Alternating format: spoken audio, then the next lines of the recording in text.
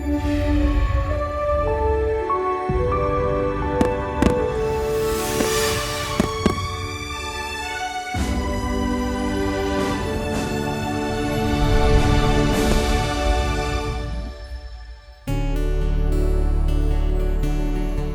pozdravljeni in dobrodošli v mojem knjižnem kotičku. Danes bomo prisluhnili ganljivi zgodbi o deklici Katki, ki zelo pogreša svojega dedka in babico. Ko je nekega dne obišče v domu starejših občanov, opazi, da nekateri dedki in babice tam živijo čisto sami. A Katka ima veliko srce in čudovito domišljijo. Domisli se posebnega recepta, ki lahko pozdravi žalost in prinese veselje prav vsem. Predlagam, da se udobno namestimo in prisluhnemo slovenski pravljici, nastali izpod peresa Mojceje Podgoršek z naslovom Recept za ljubezen.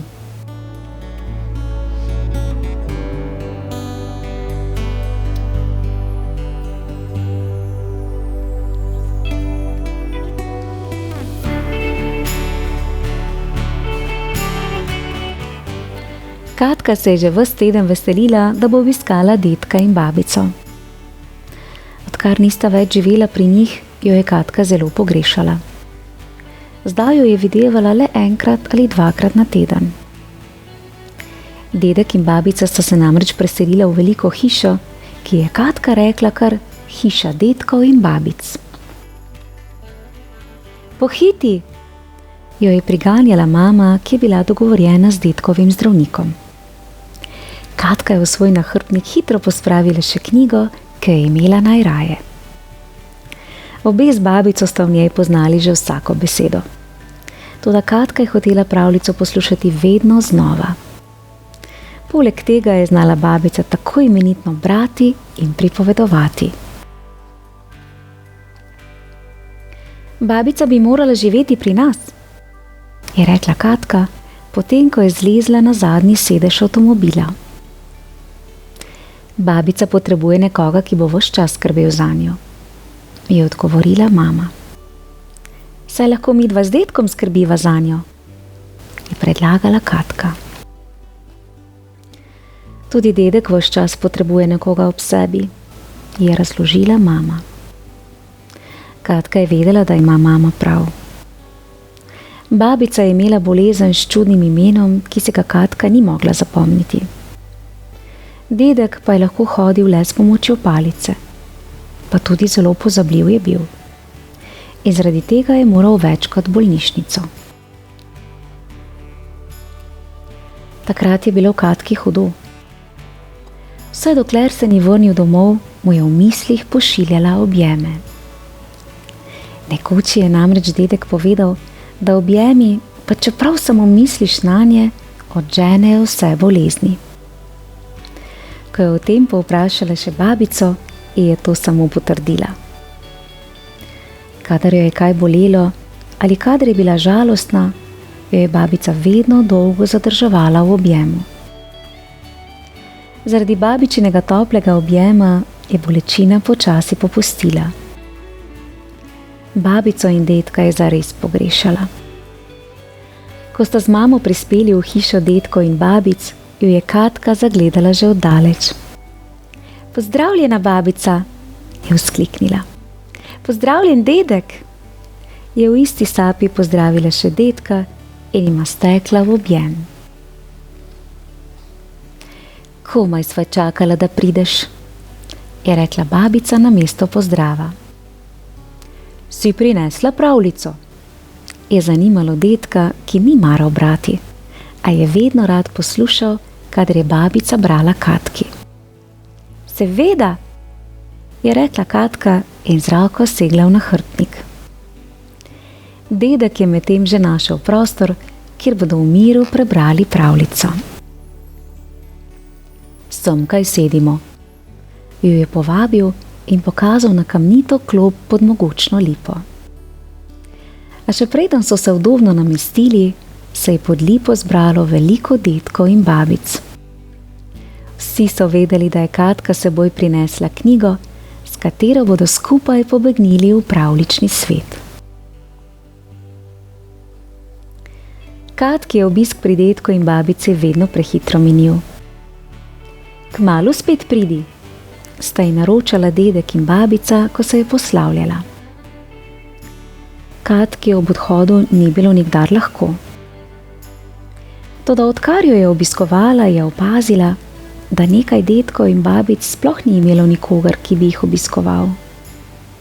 Katki se je to zdelo grdo, saj je bila prepričana, da so dedki in babice na svetu zato, da je otrokom lepo. Na poti domov je o tem ves čas premišljevala. Od dedka in babice se je veliko naučila, zato je v glavo šinila zares bistra zamisel. Ko sta z mamo prišli domov, je napisala recept za zdravilo, ki odganja bolezni in osreči vse, ki so žalostni. Katkin recept za zdravilo, ki odganja bolezni in osreči vse, ki so žalostni. Sestavine. Vsaj 2 objema na dan. Vsaj 2 poljuba na dan. Vsaj 2-krat reci, rad te imam. Priprava. Prvič. Vsak dan nekoga objemi. Zagotovo pa dedka in babico.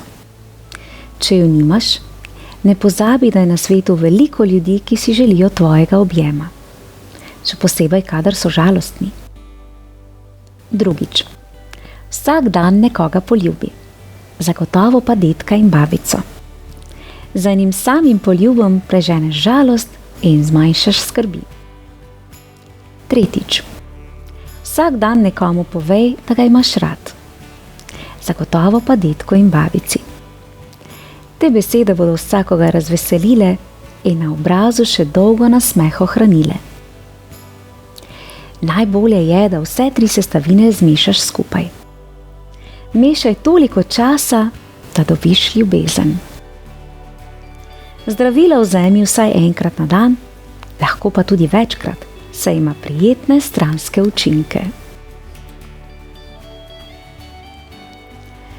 Odkar se je domislila recepta za zdravilo, ga ima Katka vedno s seboj.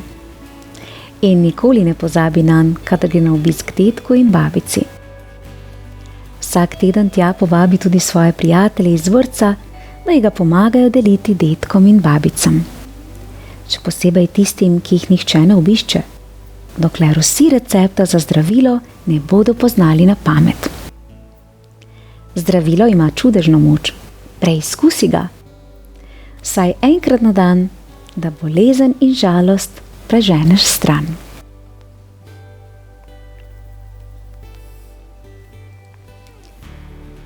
Kako čudovita zgodba. Bravo, Katka, za odlično idejo. Pravo zdravilo za osamljenost ni zapisano v knjigi, ampak v srcih ljudi, ki si znajo vzeti čas drug za drugega. Najdragocenejše vezi so tiste, ki jih ne vidimo, a jih občutimo z vsem srcem. V mojem knjižnem kotičku pa lahko prisluhnete še eni srčni, prav tako slovenski pravljici z naslovom Mija pomaga dedku. Prijazno vabljeni k poslušanju. Lepo se imejte in ne pozabite, da lahko že prijazna beseda ali iskriv nasmeh pričara toplino. Pošiljam vam pravljičen pozdravček v družbi deklice Katke. Čau, čau! Bravo, Katka. Odličen recept.